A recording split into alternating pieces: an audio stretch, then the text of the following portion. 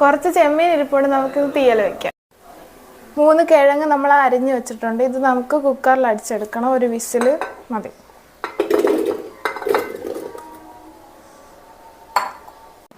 ഇതിലേക്ക് കുറച്ച് മഞ്ഞൾപ്പൊടി,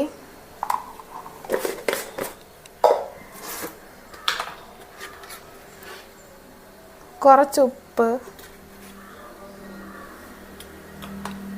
പിന്നെ ഇത് വേവിക്കാൻ ആവശ്യമായ വെള്ളവും നമുക്ക് ഒഴിച്ചു കൊടുക്കാം.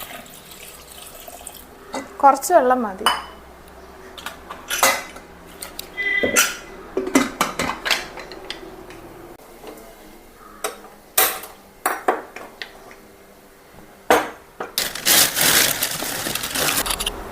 നമുക്ക് ചട്ടി വെക്കാം. നമുക്ക് വെളിച്ചെണ്ണ ഒഴിച്ചു കൊടുക്കാം. എണ്ണ ചൂടായിട്ടുണ്ട്. കുറച്ച് കടുക് ഇട്ട് കൊടുക്കാം.